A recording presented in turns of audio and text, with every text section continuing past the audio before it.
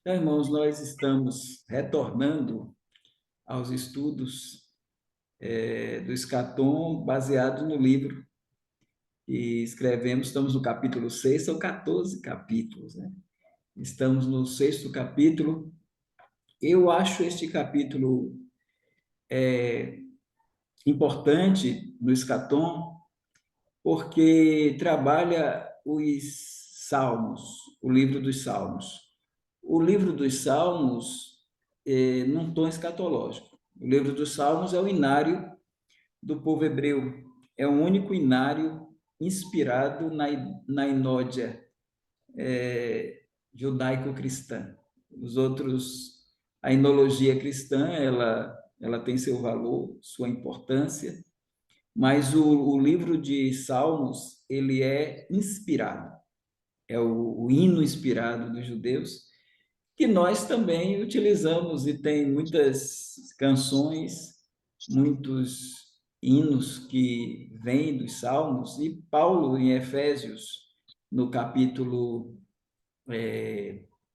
5, ele fala sobre ser cheio do Espírito Santo, cantando salmos, hinos e cânticos espirituais. Então, isso ele já transporta para o culto cristão, a utilização do livro de Salmos. E vamos ver a importância dele para depois nós entrarmos nos assuntos mais linkados à escatologia, não deixando de pontuar que temos salmos messiânicos e temos salmos que o salmista falava dele, e quando a gente lê o Novo Testamento, percebe que também, numa abordagem que já trabalhamos no início dos vídeos aqui, abordagem chamada referente plenior, que nos mostra também profecias em Salmos.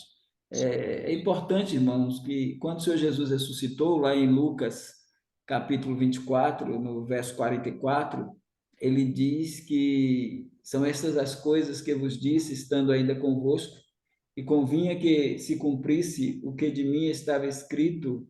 E aí ele diz, na lei de Moisés, nos profetas e nos salmos. Então, houve cumprimento na vida de Cristo, na primeira vinda, são de 318 profecias que que se cumprem na vida de Cristo, e ele insere o livro de Salmos, trazendo também cumprimento para as profecias.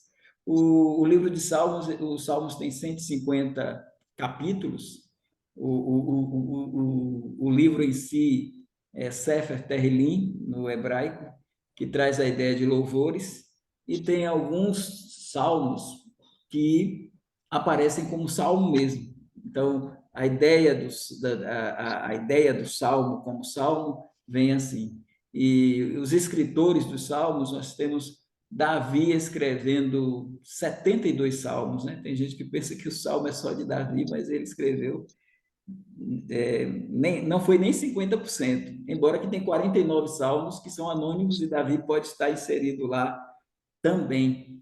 Mas Davi fez 72, Asaf compôs 12 salmos, os filhos de Coré, eles compuseram 12 salmos, Emã, é, e também Etan compôs um, e Moisés compôs um ou 10.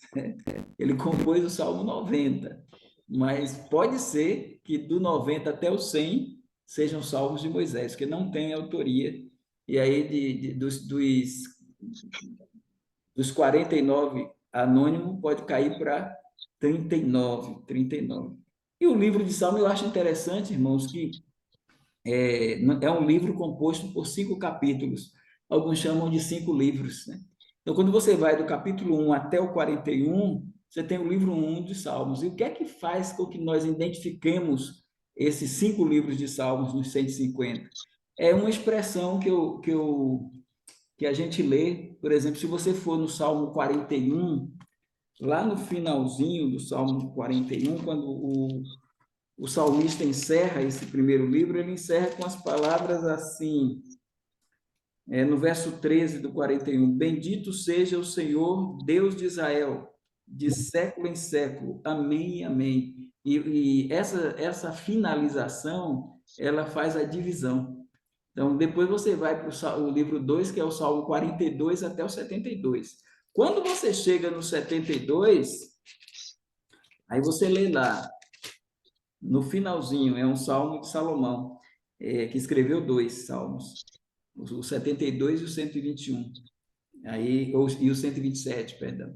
E aí ele diz no verso 19: bendito seja para sempre o seu nome glorioso, e encha-se toda a terra de sua glória. Amém, amém. Aí finaliza o segundo livro. Quando você vai para o Salmo 73 até o 89, é o livro 3. Aí no 83, no 89, do 73 ao 89, é o livro 3. Aí no 89, finalizando, tem lá no finalzinho, 52 o versículo.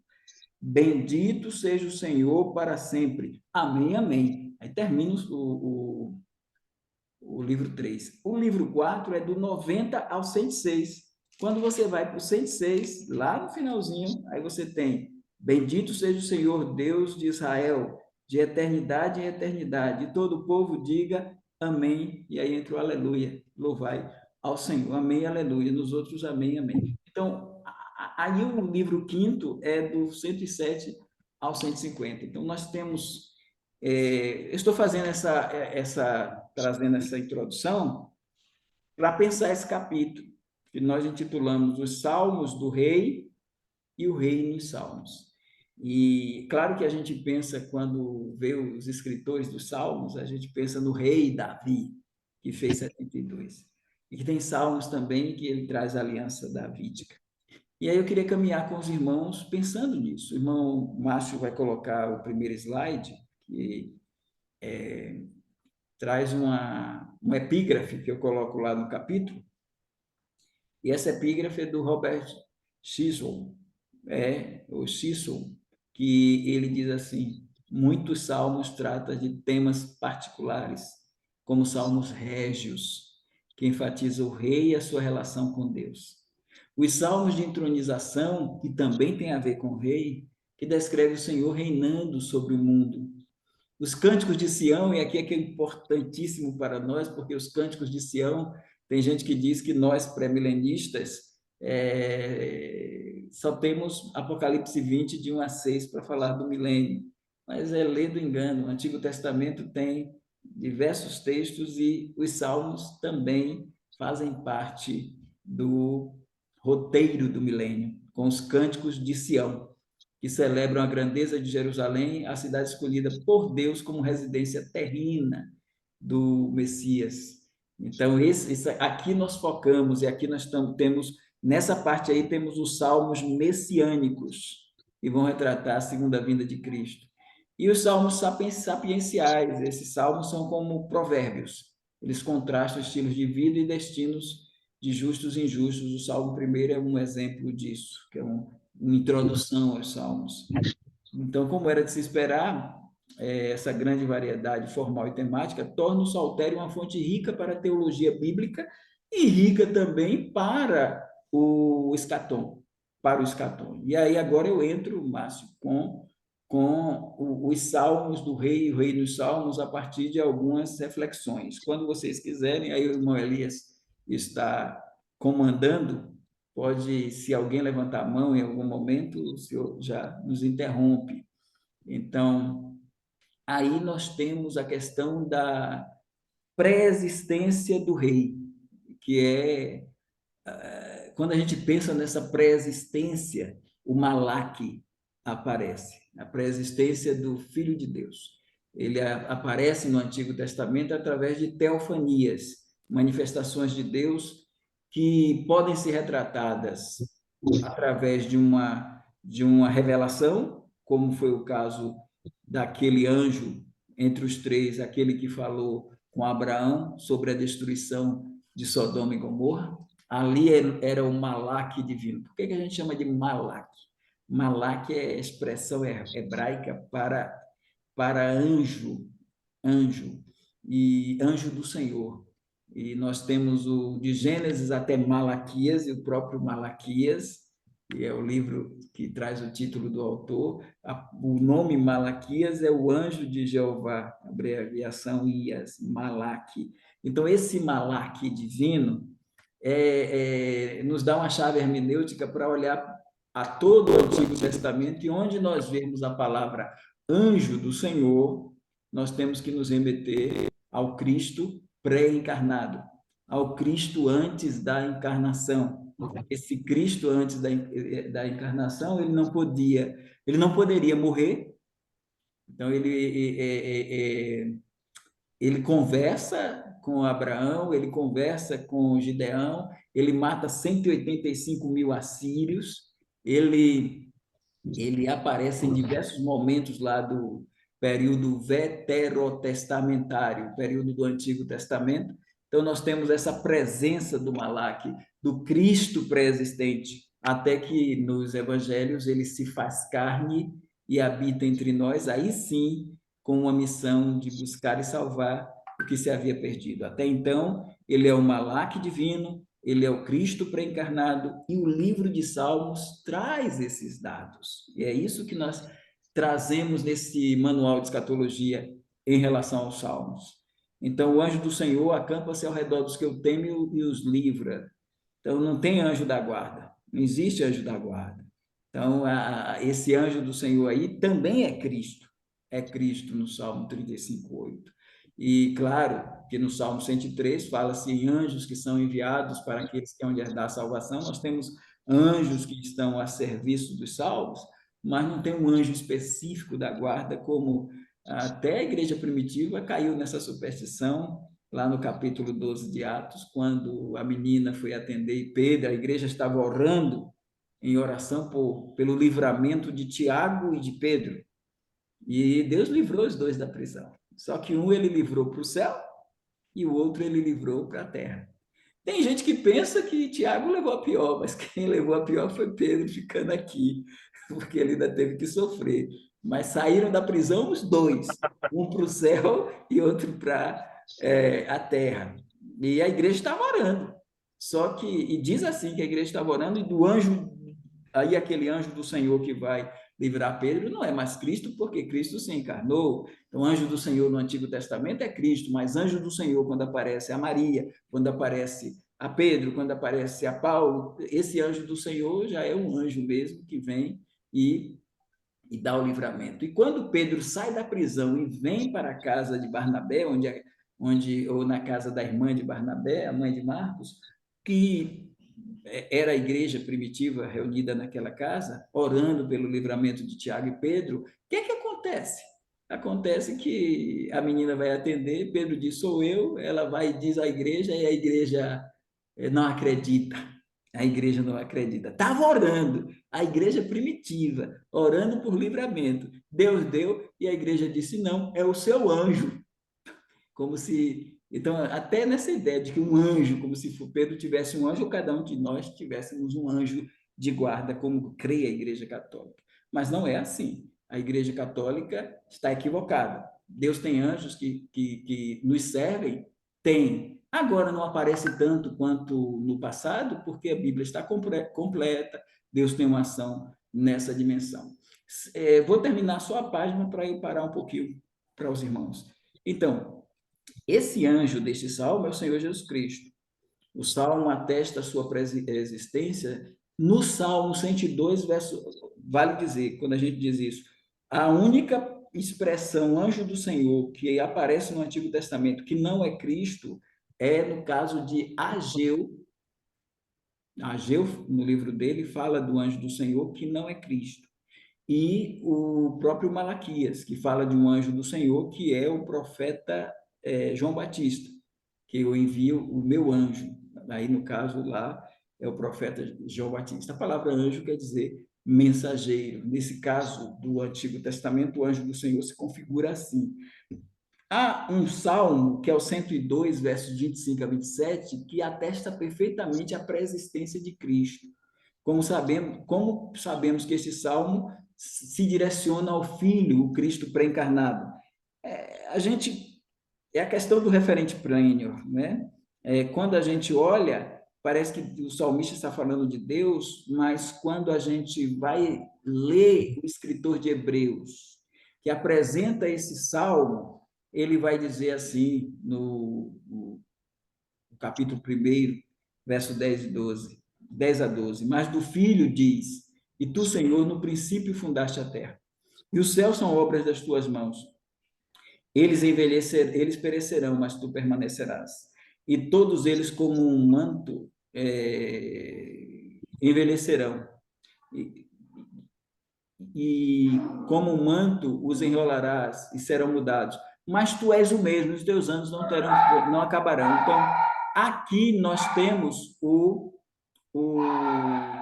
pela descrição do escritor de Hebreus, a gente entendendo que o Salmo 102, 25 a 27 está tratando não do Pai, não do Espírito Santo, mas do Filho.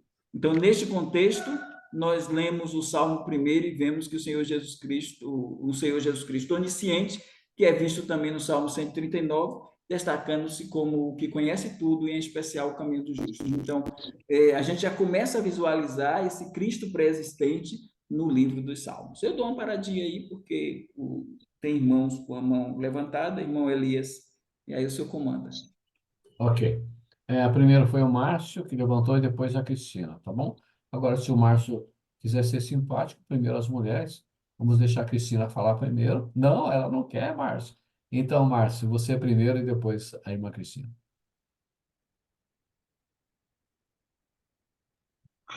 Eu quero ser simpático, mas já que ela não quer a simpatia, tudo bem. Eu tenho duas questões rápidas. A primeira é que eu nunca tinha ouvido falar que o livro de Salmos são 5 livros. E o pastor falou rapidamente que quais são as divisões. Depois, se puder, pastor, eu não quero tomar seu tempo aqui, mas coloca lá no grupo quais são esses capítulos e onde começa e termina cada um deles, por favor. E a segunda coisa, meio que o senhor respondeu, mas é só meio que respondeu. Que a minha questão é o seguinte: em muitos textos, né, eu estou fazendo a leitura do Velho Testamento agora, e muitas vezes aparece a, a, a expressão anjo ou anjo do Senhor. Né? E a minha pergunta, eu tinha até anotado aqui, ok, como que eu vou distinguir quando é anjo do Senhor sendo Cristo e quando é anjo do Senhor não sendo ele no Velho Testamento? Porque não me parece algo tão óbvio assim. Né? E aí o senhor deu 2 textos, aí falou, olha, não é em Ageu, não é em Jeremias, alguma coisa assim. Existe algum critério para a gente descobrir ou para a gente entender quando esse anjo se refere a Jesus e quando esse anjo se refere ao mensageiro? Porque são coisas diferentes, em papéis diferentes, em situações diferentes. E muitas vezes Deus interviu na humanidade mandando esses mensageiros, né? A gente tem exemplo de com Abraão, com Ló, com, enfim, Daniel, e várias vezes fala sobre o anjo. E eu não consigo entender, por enquanto, como distinguir uma coisa da outra. Se existe algum critério, essa é a minha pergunta.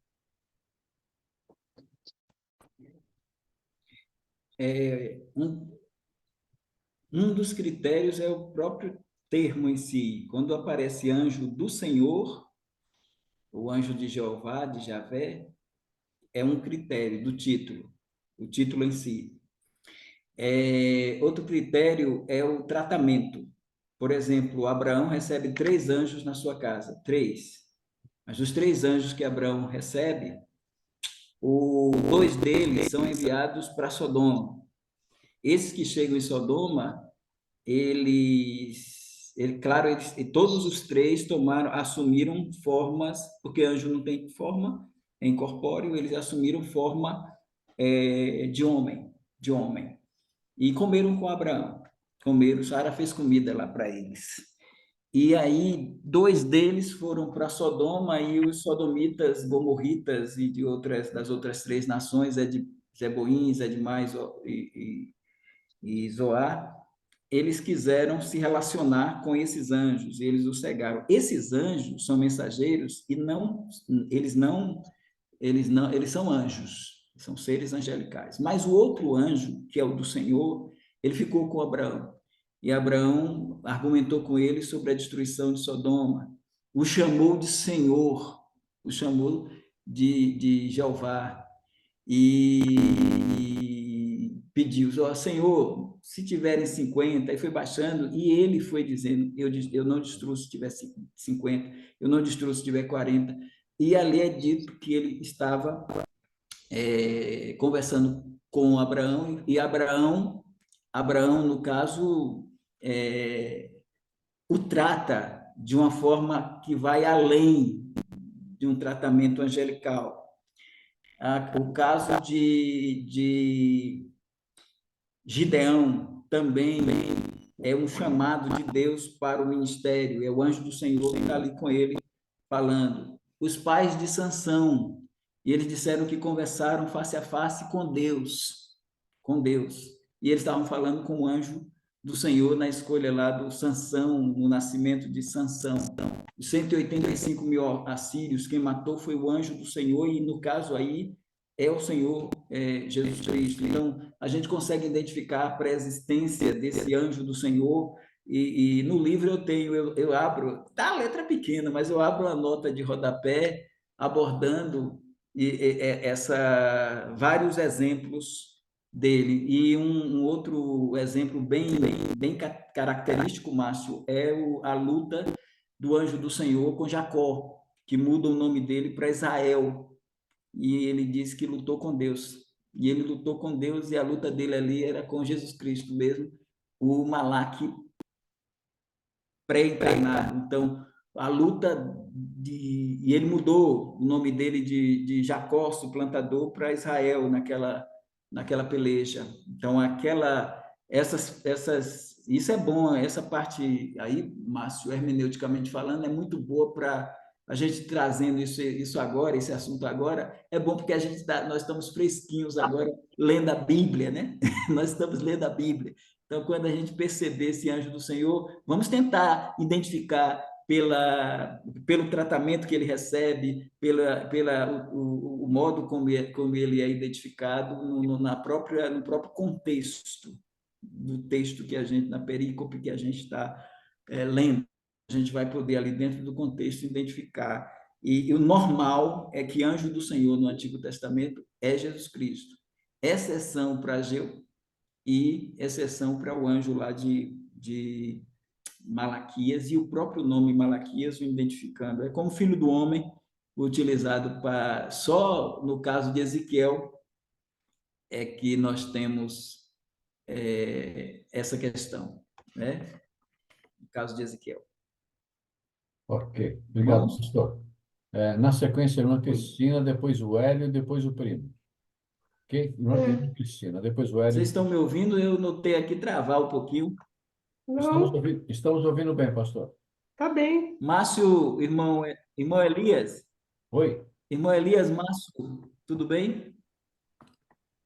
Com o Márcio, tudo bem? Tudo bem? Eu Tudo continuei. bem. Na resposta? Não está tudo bem? Ele já Não, fala. tudo bem. Tirei aqui para todo mundo enxergar todo mundo. Oh, Depois eu obrigado, volto na Márcio. apresentação. Obrigado, Márcio. Muito Mas bom. está tudo bem, pastor. Obrigado. Tá joia. Irmã Cristina. Não, é só uma duvidazinha boa noite, pastor Ivaldo. É que o senhor falou assim que Jesus apareceu não para Paulo, não, ele apareceu para Paulo, né?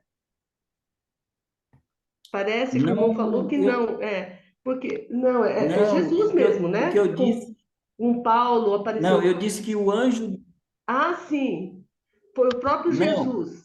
eu disse que quando aparece o anjo do Senhor apareceu a Paulo, não é Jesus que apareceu a Paulo.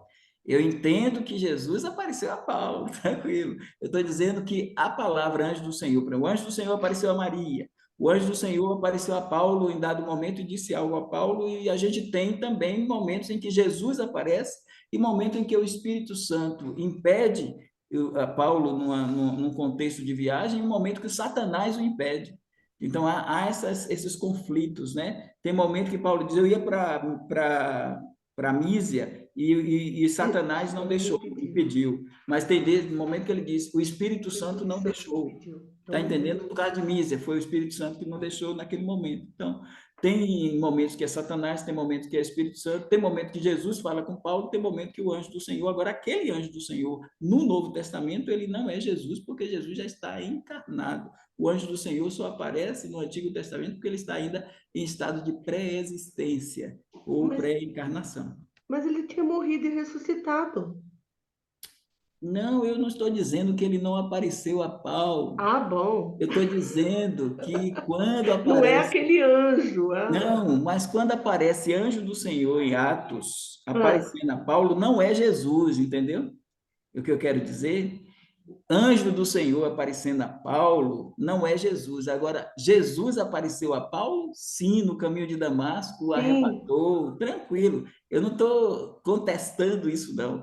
Eu só estou dizendo, o que eu estou contestando é que anjo do Senhor no Novo Testamento, no Antigo Testamento, em 99% das situações é Cristo. Anjo do Senhor no Novo Testamento, em 100% não é Cristo. entendi. Entendeu? Quando fala, Jesus apareceu para Ananias, falou, Ananias, vai lá, tem um homem na casa de Simão e Não é tal o e anjo do tal. Senhor. Não é o anjo. Não é o anjo, é Não Jesus. é. É Não é o Jesus. anjo. É só para tirar essa dúvida. E Mas outra o coisa, que eu quero dizer é que tem momentos no livro de Atos que aparece o anjo do Senhor. Entendeu? entendi. Aquele anjo do Senhor não é Jesus. É isso que eu estou dizendo.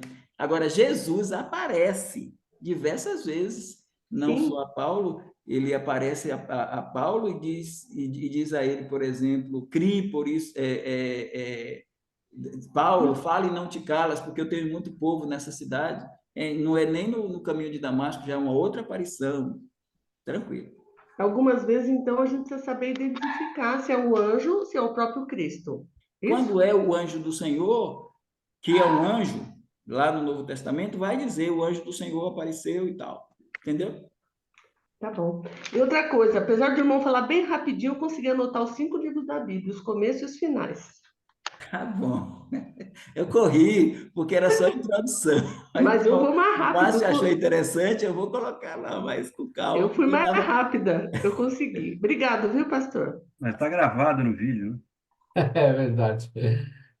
Hélio, sua vez, Hélio.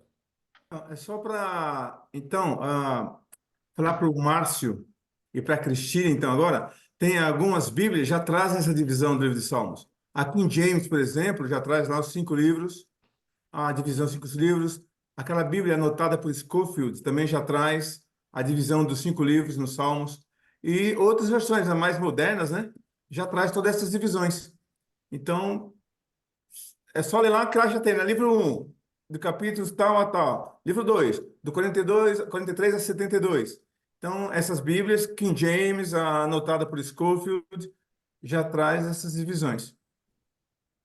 Era só isso que eu queria dizer. Beleza, boa informação. Primo. Beleza. Também a minha colocação é rápida. É um assunto complexo, né? Bem complexo. Pode voltar o texto, por favor, Márcio, de novo, que eu preciso apontar alguma coisa ali. Eita.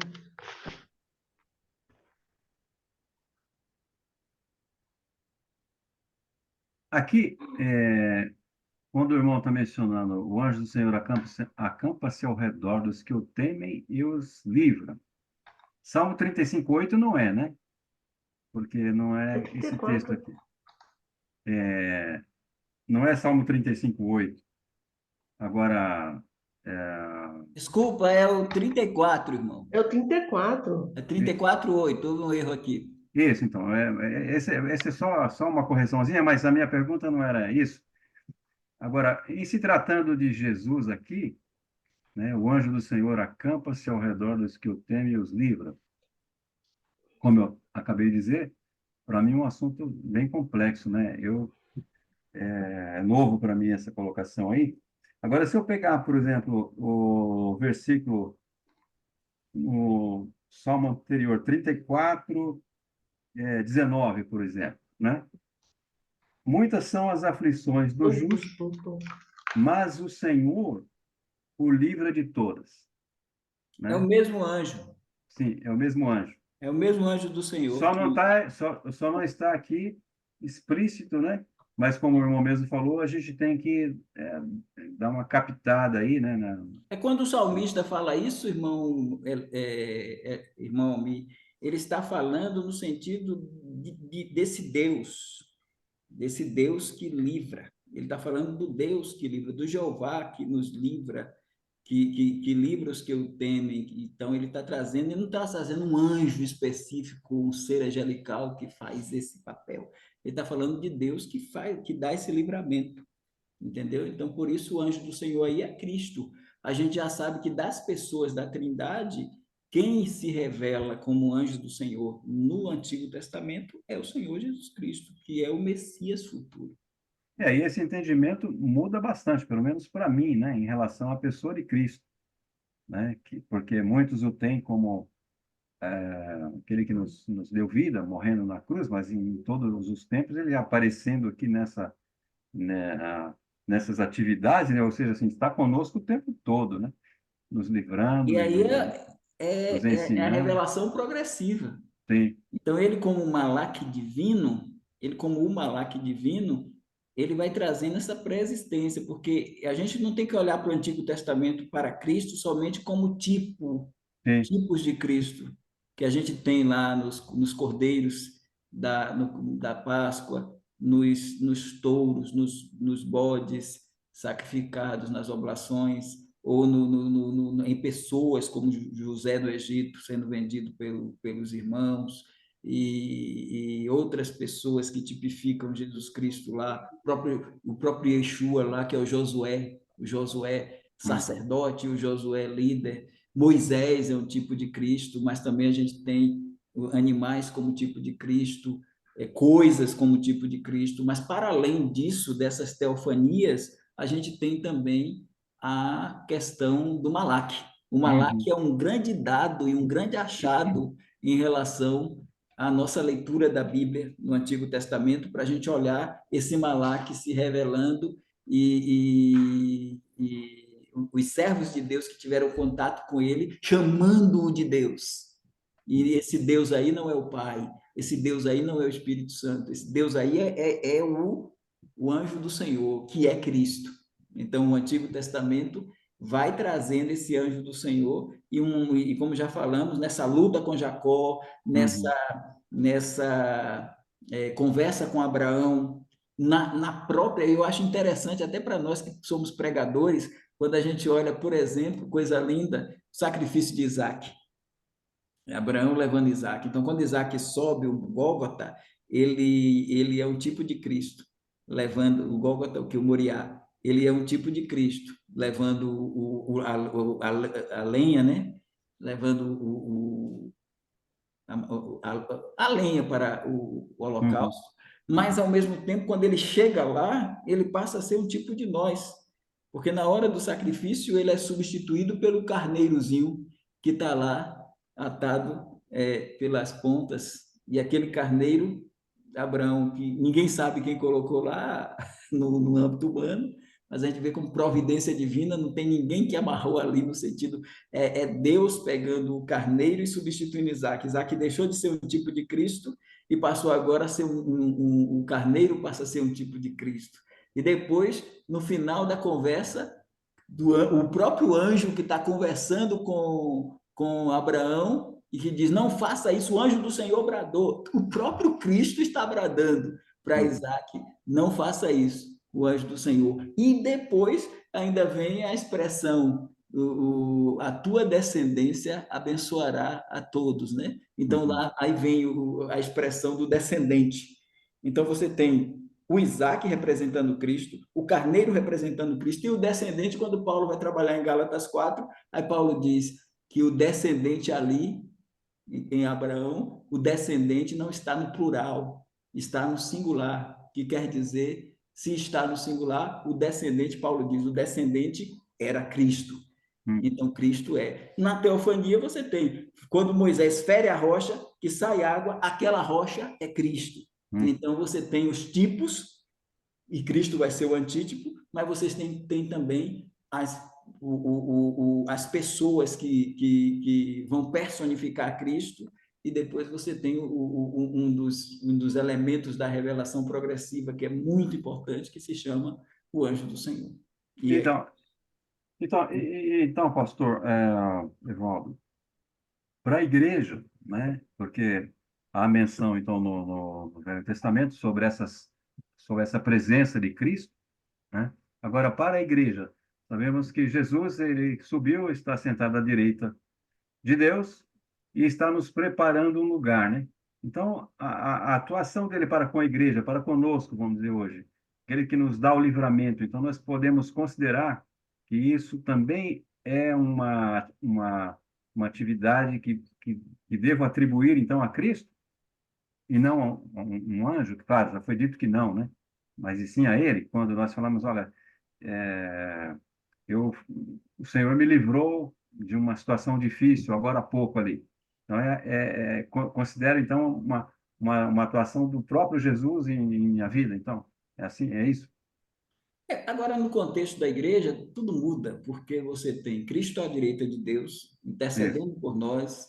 Hum, Ele também deu um consolador que está conosco, habitando em forma de batismo, ser penhor, um sem plenitude. Então, a palavra de Deus aqui conosco, o livro, entendo e creio que, porque o escritor de Hebreus traz, Salmo 103, diz que os anjos são enviados como ministros para aqueles que hão de herdar a salvação. Acredito que ainda a atuação de anjos no tempo presente, não como muitos fazem aí de uma forma muito exagerada, mas a atuação de anjos diante de nós, nos trazendo proteção em alguma situação, dentro do contexto de hoje, como aconteceu com Paulo, hoje não de uma forma mais visível, depois que a Bíblia se completou, mas a atuação de anjos na vida cristã é possível quando a gente olha a história do rico e Lázaro, que quando o Lázaro morreu foi levado pelos anjos para o seio de Abraão, e que eu acredito que isso acontece também quando o cristão morre, os anjos o levam, como fez com Lázaro, nos levam até uhum, o nosso espírito até a presença de Deus. Serviu a Jesus na tentação, no ministério de Cristo, muitas vezes, e no milênio também terá essa ação. E aqui, hoje, entre nós, a gente tem muitos elementos de livramentos que vêm de hum, Deus, né? sim. E Através, tem essa ação angelical também, não como o povo diz que vê anjo até no templo, em cada lugar, não é hum, assim, hum, mas a gente não precisa vê-los, nós não precisamos vê-los, mas eles, com certeza, muitos livramentos eles podem propiciar a nós. Mas quando entendi. o escritor do Salmo 34 está falando ali, ele está falando mirando Hum, no Jeová, hum, no anjo do Senhor, no sentido que o Senhor nos ajudou bastante quando o Senhor puxou o contexto. No uhum, próprio Salmo 34, ele diz que o sim, Senhor nos livra isso. das nossas aflições, e aí ele está falando de Jeová. E às vezes que a gente pega, isso é o livro de Salmos em Cânticos, mas quando você pega outros livros que mostram a ação do anjo do Senhor com Israel, é o anjo do Senhor, o Cristo pré-encarnado, já Hum, preparando o povo para o seu Cristo encarnado, na plenitude dos tempos. tá ótimo, ótimo, ótimo, muito bom. Muito Obrigado. bem, muito bem. Antes de seguirmos, eu queria dar uma boa noite para o pastor Dilson. Ele entrou já faz um tempo e a gente não conseguiu dar uma boa noite para ele, porque a coisa está indo aqui, pastor, e a gente não conseguia dar uma paradinha para falar boa noite, pastor Dilson, viu? Boa noite, pastor Dilson. Boa noite. Tá bom. E antes de passar para o Hélio, depois o pastor Danilo, eu vi uma frasezinha de cotomista aí. Os anjos levam o nosso espírito até a presença de Deus. Vamos deixar para o futuro essa frase dicotomista aí. Irmão Hélio, por favor. Não, o que eu quero dizer é apenas para o Almir, né? E para você que talvez alguns outros conheçam, saibam, mas todo a palavra Senhor, que está em caixa alta, em letra maiúscula, se refere a Jeová, que é a segunda pessoa da Trindade, que conhecemos hoje como Jesus Cristo, né? Então, esse Salmo 34 está cheio de Senhor, tudo letra maiúscula. E ali é Jesus, é Jeová, e que é Jesus Cristo, tá? Acho que o Almir sabia disso também, né, Almir? Não, sim, eu fiz a referência mais pensando no aspecto da atividade, né? E não da pessoa. Ah, tá, É então essa é uma... importante, o irmão Hélio nos ajuda bastante, né? Tem nos ajudado, e quando ele traz essa expressão, anjo de Jeová, não é anjo de Adonai, é anjo de Jeová. Então, é o anjo do Senhor. Quando nós falamos com o Márcio há pouco de titulação, titulação. Então, essa titulação é importante nesse contexto para identificar por que não é o Espírito Santo pré-encarnado? Por que não é o Pai pré-encarnado? Porque não existe Pai pré-encarnado nem Espírito Santo pré-encarnado. Só pode ser o pré-encarnado aquele que vai se encarnar. Então, ele é pré-encarnado na sua pré-existência como Malak divino em uma revelação progressiva que vai culminar no momento que ele deixa de ser o anjo do Senhor para ser o Senhor. E é o que o nome dele denota, dado por um anjo do Senhor, agora no Novo Testamento, que é o Gabriel. O anjo do Senhor que apareceu. Mas esse é o anjo, que não é o anjo de Jeová, é o anjo do Senhor, que vem e vai dizer que ele vai se chamar Jesus, que quer dizer Jeová salva, porque ele salvará o seu povo dos seus pecados. Então, é isso que o irmão Hélio está colocando enquanto titulação.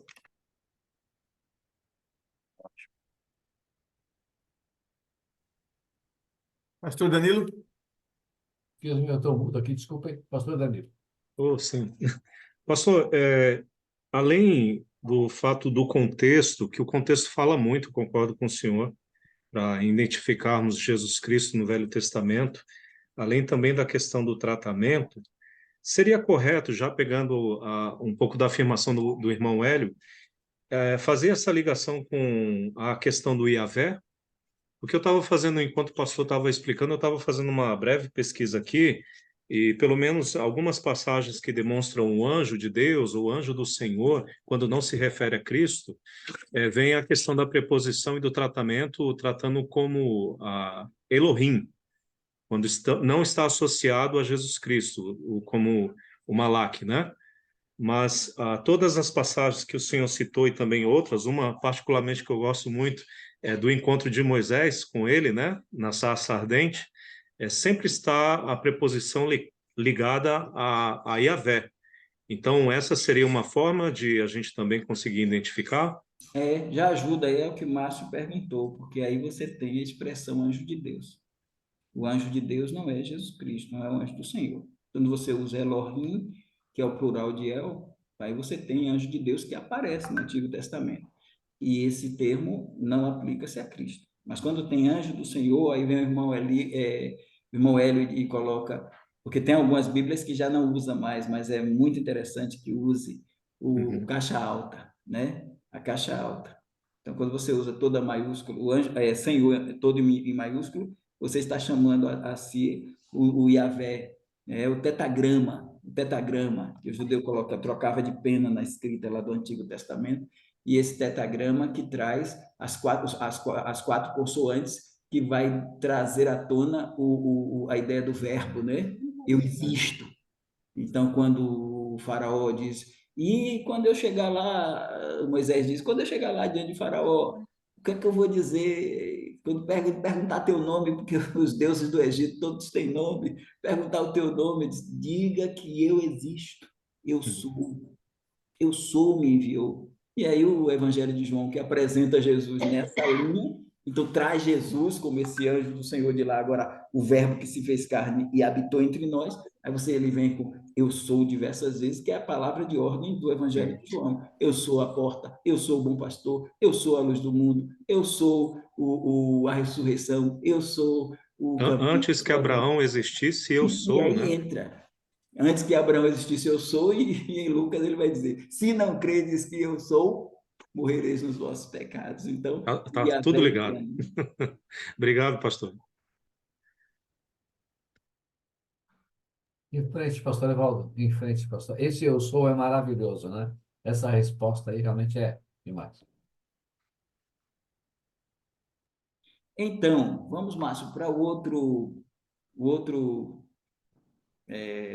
texto, né? Então, aí, irmãos, a gente foi para o Antigo Testamento, nos Salmos. O irmão Elias diz, pastor, vamos ver se a gente traz alguma coisa mais diferente. Eu estou trazendo hoje em relação à questão para a gente introduzir o estudo dessa semana, para depois a gente ir mais um pouco adiante, mas esse capítulo, se os irmãos puderem, eu sei que o Márcio já leu, acho que o livro todo, né? Mas os irmãos que puderem, dar uma lida no Salmo do Rei e o Rei dos Salmos, esse capítulo 6, traz muitas coisas que a gente pode nos ajudar na elaboração do trabalho. Então, agora a gente sai do Malaque, nos Salmos, e entra agora na encarnação. Então, agora a gente entra na encarnação, e agora a gente lá no Salmo, é mais uma afirmação lá daquele contexto do Antigo Testamento, mas agora a gente vem para algo profético. Porque e quando Jesus fala sobre os Salmos, e ele tem uma identificação com os Salmos. Os Salmos, irmãos, o livro de Salmos é o livro mais citado no Novo Testamento. Do Antigo Testamento, ele é o mais citado. Digamos que tem mais de 50% das citações do Antigo Testamento no Novo, temos em torno aí de mais de 50% Salmos. Então, notamos a sua presença no Salmo 40, versos 6 a 8. Esse Salmo 40, versos 6 a 8 é maravilhoso para expressar a encarnação. E aí o escritor de Hebreus expressa bem isso quando ele se refere a Jesus e sua encarnação, enfatizando o seu corpo físico e a sua submissão plena à vontade do Pai no capítulo 10. Né? Então, ele coloca assim, por isso, entrando no mundo, diz, sacrifício e oferta não quiseste, mas corpo me preparaste. Holocaustos e oblações pelo pecado não te agradaram. Então disse, eis aqui venho, no princípio do livro está escrito de mim, para fazer, ó Deus, a tua vontade, como acima diz, sacrifício, oferta e holocausto e oblações pelo pecado não quiseste, nem te agradaram, os quais se oferecem segundo a lei. Então, quando o escritor de Hebreus puxa isso para a encarnação, para trabalhar a paixão e morte de Cristo, isso é maravilhoso. Então, além do Salmo, esse Salmo 40 já é um salmo que é interessante. Nós vamos trabalhar no salmo a encarnação, o ministério e a ressurreição. Então, o salmo está trazendo aí a encarnação de Cristo. E aí, esse corpo me preparaste já nos traz a ideia de um ser sobrenatural encarnado, um filho que se nos deu, preparou o corpo para, através dos cromossomos de Maria, descer a virtude do Espírito Santo, preparando esse corpo no ventre dela para se fazer carne. Então, mais além do Salmo 40, há o Salmo 45, de 6 a 7, a revelar como o ser divino, submetendo-se agora ao Pai como homem, e vê essa questão importante, né?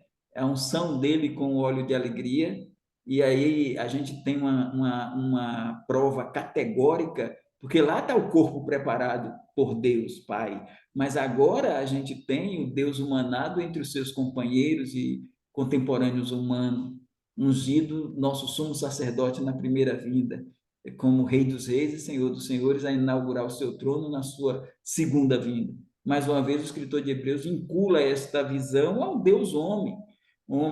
A gente manda conferir o Salmo 22, 9 a 10, mas nesse salmo é interessante a expressão quando ele diz, por isso Deus, o teu Deus, te ungiu com óleo de alegria mais do que os teus companheiros. Isso é muito importante. É Deus falando com Deus, né? E ele diz, por isso Deus, o Deus de Deus, por isso Deus, o teu Deus te ungiu com óleo de alegria. Então, o Deus Pai ungiu ao Deus Filho com o óleo de alegria. Pode passar, Márcio. A gente está vendo ele se encarnando como salvação, como Salvador do mundo, a ideia dessa encarnação. Então, o Deus humanado aparece no Salmo, o corpo dele sendo preparado no Salmo 40, e ele sendo chamado de Deus na unção entre os companheiros humanos, entre os seus companheiros, ele é o Deus, entre os seus companheiros judeus, né? Ele é o Deus, né? Ungido. E aí nós entramos na terceira parte, que tem uma relação com o ministério dele? Tem, mas aí tem a rejeição como rei de Israel, resultando na morte de cruz. Essa parte, irmãos, ela é muito mais ampla no livro de Salmos. Ela é muito mais ampla. Depois a gente vai ver muita coisa ainda sobre essa questão dentro do livro dos Salmos. Por isso, o rei dos Salmos e o Salmo, os Salmos do rei e o rei nos Salmos. Então, a rejeição do rei por Israel não passa despercebida dos Salmos. Por isso, o dispensacionalismo clássico e revisado enfatizam e o DP a desconsidera, baseado nesta rejeição. Northrop afirma. Então, por que a gente diz isso? Porque tem uma rejeição, e essa rejeição vai ter como consequência o adiamento do reino. Por isso que eu falei que o DP desconsiderar.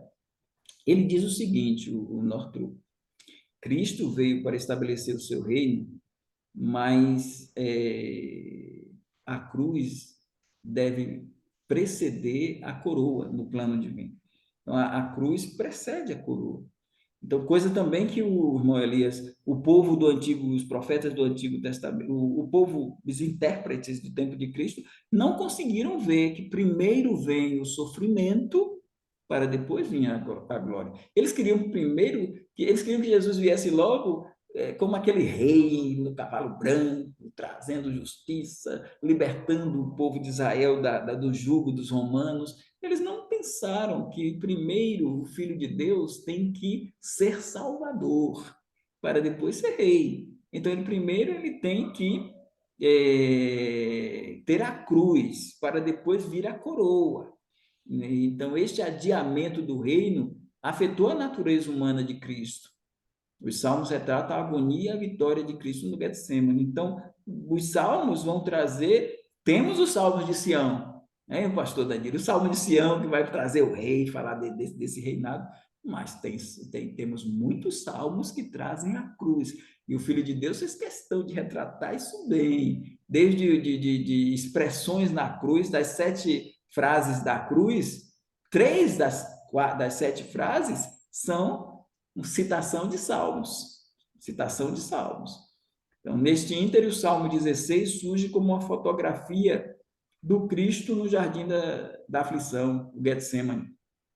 Então, a gente agora pode dar uma lida no Salmo 16 e tentar visualizar Cristo no Getsemane, porque tem muitas imagens ali impactantes que trazem agonia, quando ele passou ali aquele momento em que o seu suor se transformou em grandes gotas de sangue que caiu ao chão, mas ali nós temos claro que o salmista, quando já tratamos disso, quando o salmista escreveu isso, ele não tinha em mente Cristo, ele tinha em mente o seu sofrimento, a sua angústia, e rogando o livramento de uma morte prematura. Mas quando a gente olha agora com o nosso olhar que contempla Davi e contempla o seu filho, o filho de Davi, a gente vê que Salmo 16 pode retratar perfeitamente Jesus Cristo no jardim da aflição. E podem ser vistas também com as lentes da vitória, o Messias, a vitória do Messias sobre a morte antes da sua chegada no Gólgota. Então, é algo bem interessante isto. Cristo roga ao Pai para ser preservado na morte. Então, claro que Davi está falando de si, mais uma vez, mas o referente plênio é Cristo aí. Então, guarda-me, ó Deus, porque em ti confio. A minha alma disse ao Senhor, tu és o meu Senhor, não tem outro bem além de ti. Então, é um pedido, é um apelo que Cristo está fazendo ao Pai, né? Num salmo desse, um salmo de uma dimensão messiânica estupenda, né?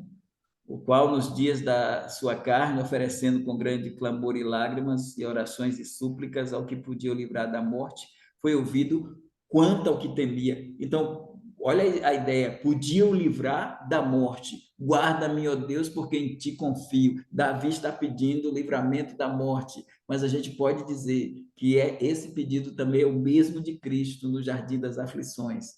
É o mesmo de Cristo, com lágrimas, com orações, com súplicas, e por aí vai. Pode passar, Márcio.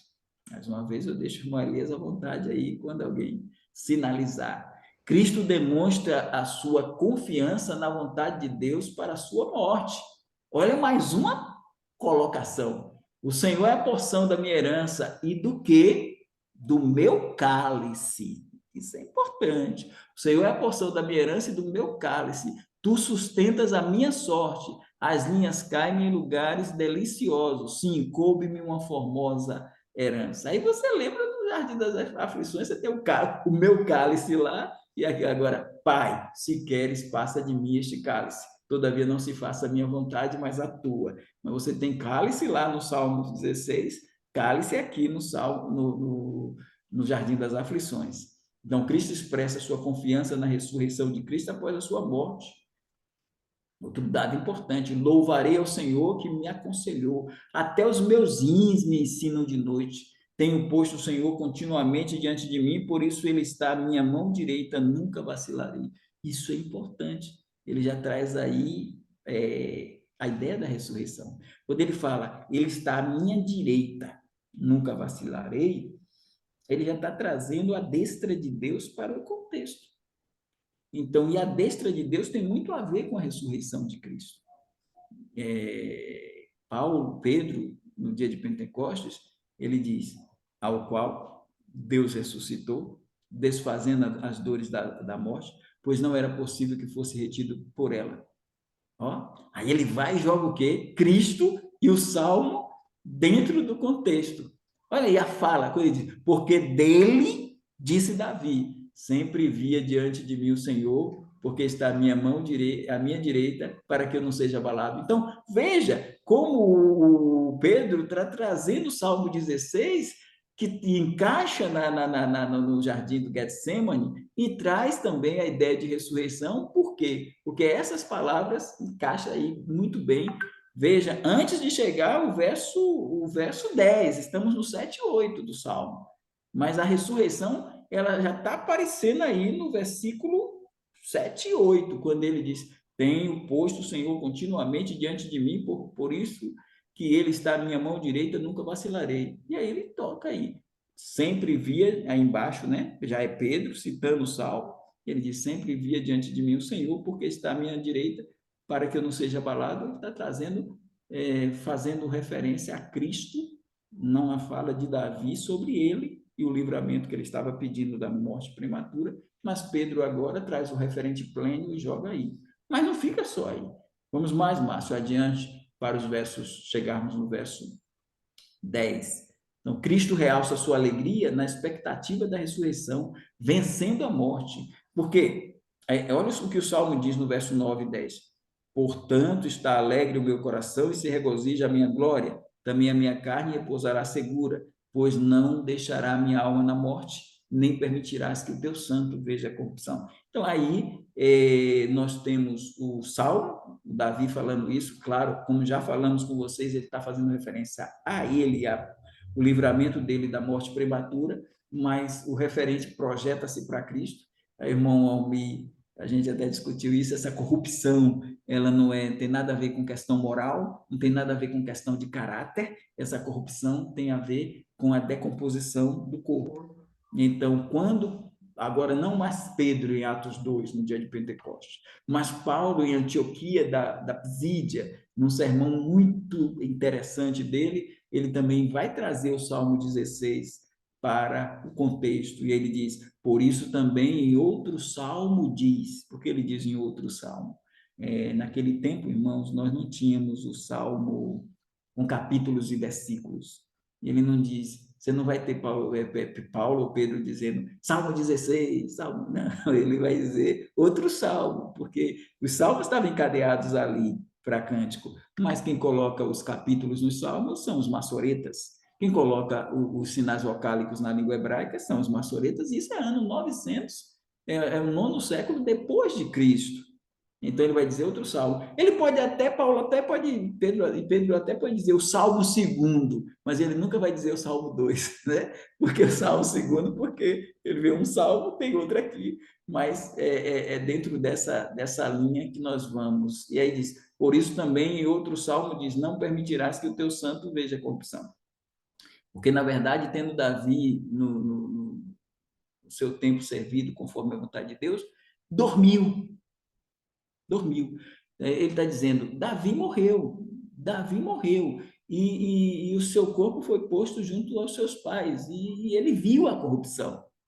mas aquele a quem Deus ressuscitou, nenhuma corrupção vê. Ele está dizendo, se lá em cima você tem, nem permitirás que o teu santo veja a corrupção, aqui Paulo está dizendo, ele viu, Davi viu a corrupção, mas Cristo não viu a corrupção, não viu corrupção, ou seja, o corpo dele não entrou em estado de decomposição. Ele passou os 3 dias na tumba, mas ele não se decompôs. O corpo dele não entrou em estado de decomposição. Não viu a corrupção. Ele está dizendo, e aí ele está puxando, porque o salmista diz, portanto, está alegre o meu coração e se regozija a minha alma. Então, é uma alegria, ciente de que ele vai ressuscitar. E aí é o referente pleno dizendo, a gente dizendo aqui, do lado de cá, no sensus unus, no sentido único, nós temos o rei é livre da morte. No caso de Davi, da morte prematura. No caso de Jesus, o rei é livre da morte física, porque ele alcança uma ressurreição dentre os mortos, uma ressurreição gloriosa. É isso que vai fazer a diferença. Por isso que o referente aqui é plênio. Você tem duas significâncias e um significado, e um só significado. É isso que o dispensacionalista clássico e revisado crê, numa abordagem que não é a idealista canônica dos aliancistas, não é a hermenêutica complementar dos dispensacionalistas progressivos, mas é uma hermenêutica histórico-gramatical consistente em cima de um referente plênio, né? Então, Cristo realça, enfim, a antecipação dos benefícios da ressurreição. Far-me-ás ver a vereda da vida, na tua presença abundâncias de alegria, a tua mão direita há delícias perpetuamente. Mais uma vez ele traz a mão direita, a destra de Deus. Saindo do Getsemane, ele repreende a Pedro, mas Jesus disse a Pedro, põe a tua espada na bainha, não beberei o cálice que o meu pai me deu. Então, você vê aí o cálice está sendo trazido. E quando ele diz, far-me-ás ver a vereda da vida, na tua presença abundância de alegria, tua mão direita há delícias perpetuamente, ele tem consciência disso, de que ele vai beber o cálice é amargo, o pai deu para ele, mas depois do cálice no Calvário, tem a tumba vazia e tem o trono ocupado. Então, por isso que ele não vai para o Calvário aqui, ele vai para a tua mão direita há delícias perpetuamente. E ele diz, eu vou beber o cálice porque vale a pena. Porque vale a pena. Vai, Márcio. E a gente volta para o Salmo, ainda falando da rejeição, o Salmo 45, dos versos 1 a 8, você pode depois ler em casa, pode-se notar que esse texto expressa o ministério do Messias, porque faltou, né? A gente foi para a cruz, mas quando a gente vai para o 45, de 1 a 8, a gente entende um pouco a questão do ministério do Messias. Então, o Messias ele tem uma vida pré-existente, um Malaque, ele tem uma encarnação, ele tem um ministério de 3 anos e meio, ele tem um Calvário, ele tem uma ressurreição e ele tem a ocupação do trono à direita de Deus. Mas, irmãos, eu quero chamar a atenção de vocês para o Salmo 89. O Salmo 89, ele trabalha bem a rejeição do rei pelos seus súditos, o povo da aliança, que é Israel. Salmo 89 é citado por Pedro no dia de Pentecostes. Ele, por sinal, ele cita 4 salmos. Ele cita Joel 2, que é um texto profético, fora dos salmos, mas ele cita o Salmo 16, o Salmo 89, o Salmo 132 e o Salmo 110. Num sermão só, ele pegou 4 salmos para vocês verem a importância do livro de Salmos no contexto do escatom, porque ele está trabalhando a obra de Cristo, sua rejeição e também a sua crucificação e o seu ministério. Então, esse Salmo 89, por exemplo, dos versos 38 a 52, é uma parte que nós estamos pegando aqui. Associa as promessas feitas na aliança davídica. Nessa perícope, é o pai responsável pelas ações contra o Messias em sua primeira vida. Isso é uma novidade bem interessante. É bom lembrar que foi ele que não poupou seu próprio filho, Romanos 8:32. Está dizendo aqui, o pai foi quem matou Jesus. Foi o pai quem matou Jesus no seu plano. Ele tinha que não poupar o seu filho. Então, esse salmo traz essa visão, e sabe, não, mas os judeus mataram Jesus, os romanos mataram Jesus, e a gente vai adiante a dizer, quem matou Jesus foram os judeus, foram os romanos, foi eu que matei, Márcio que matou, Elias que matou, nós no século XXI matamos a Cristo, nós prendemos, nós crucificamos e nós matamos Jesus. Os judeus mataram, os romanos mataram e nós. Porque quando Pedro chega no dia de Pentecostes, no sermão, ele fala para uma turba da diáspora. Aqueles quase 3.000 que foram para o Pentecostes, eles não participaram. Alguns sim, mas a maioria dos 3.000 ali, que se converteram, a maioria não estava lá na cruz. Não gritou crucifica-o, crucificam. Mas Pedro disse assim: vocês prenderam, vocês crucificaram e vocês mataram o príncipe da vida. E eles não retrucaram. Não, Pedro, está enganado, a gente não estava aqui, você está com fake news, né? Você está nos enganando. Nós não fizemos. Não, o que Jesus disse no capítulo 16 de João tem a ver com o que aconteceu em Pentecostes. Jesus disse que quando o Espírito viesse, iria convencer o mundo do pecado, da justiça e do juízo. E o primeiro convencimento do pecado é fazer com que eles entendam que o pecado, veja que está no singular, o pecado que o Espírito Santo ia convencê-los e convenceu a nós também, é esse aí: prendeste, crucificaste e mataste. Porque quem matou Jesus, no bojo geral, quem matou Jesus foi o nosso pecado original, lá no Éden. E aí, nesse plano, o pai vai e mata o filho. Ele foi morto antes da fundação do mundo, no sacrifício que o pai vai fazer com que ele tenha que submeter. Então, vejamos os versículos 38 a 47 do Salmo. No verso 38, o pai providencia a rejeição ao Messias pelos judeus. O pai é o agente causador das ações. Quando no Salmo é dito assim: mas tu rejeitaste e aborreceste, tu te indignaste contra o teu ungido. Ele não está falando de gentios, não. Ele não está falando de romanos, não. Ele está falando com o pai. Se os irmãos observarem, ele está falando com o pai. Ele está dizendo: tu rejeitaste e aborreceste, tu te indignaste contra o teu ungido. E aí, no verso 39, a profanação da aliança e da coroa é de responsabilidade do pai. Abominaste a aliança do teu servo, profanaste a sua coroa lançando na terra. Nos versos 40 a 41, é o pai quem provoca o arruinamento das defesas de Cristo. Derrubaste todos os seus muros. Isso aí está falando do corpo dele. Derrubaste todos os seus muros, arruinaste as suas fortificações. Todos os que passam pelo caminho o despojam. É um opróbrio para os seus vizinhos. Cristo está sofrendo tudo isso e é o pai que está nesse comando, é o pai que está nesse projeto, no plano dele. Então, por isso, ele não poupou. É ele quem entrega o filho. Pode ir mais adiante, daqui a pouco eu te dou a oportunidade. Pode seguir mais uma. Nos versos 44 a 46, o pai determina a ação dos inimigos de Cristo, os exaltando. Fizeste cessar a sua glória, deitaste por terra o seu trono, o Pai. E até quando, Senhor, acaso te esconderás para sempre? Arderá a tua ira fogo? Corrobora com esta verdade o apóstolo Pedro, em seu discurso no Pentecostes. Veja o que é que Pedro vai dizer: a este que vos foi entregue pelo determinado conselho e presciência de Deus. Então, quem entregou para ser morto? O conselho. Ele está dizendo: Deus montou todo o projeto. Deus montou tudo, mas aí tem a ação. É claro que ele vai precisar da ação humana. Aí ele diz: a este, Jesus, que vos foi entregue pelo determinado conselho e presciência de Deus.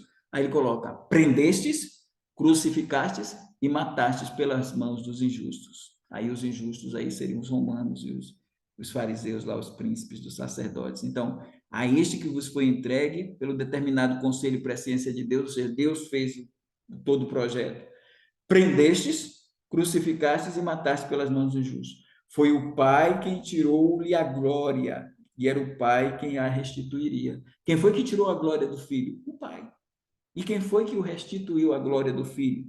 Ele disse: Eu glorifiquei-te na terra, tendo consumado a obra que me deste a fazer. Então, o Pai tira a glória e depois o Pai restitui a glória. Nos versos 45 e 47, o Pai é quem encurtará a vida do Messias e o cobrirá de vergonha. Ele ainda está conversando com o Pai e ele diz: Abreviaste os dias da sua mocidade, cobriste de vergonha. Então, o Pai abreviou os dias da mocidade, por isso 33 anos e meio. Cobriste-o de vergonha. Lembra-te quão breves são os meus dias, porque criarias em vão todos os filhos dos homens. É o Pai quem dá ao Messias o cálice da morte. A vontade é dele. Na oração, Jesus vai dizer: cumpra-se a tua vontade e não a minha. Por 3 vezes, mostrando a vontade do Pai, o querer do Pai é que ele passasse toda a humilhação, é que ele fosse crucificado para depois o exaltá-lo. Então, Simão Pedro, que tinha a espada, desembainhou-a e feriu o servo do sumo sacerdote, cortando-lhe a orelha direita. O nome do servo era Malco, mas Jesus disse: mete a tua espada na bainha, não beberei eu o cálice que meu Pai lhe deu. O cálice não foi que Caifás, Anás e Pilatos deu para ele, não. O cálice que meu Pai me deu.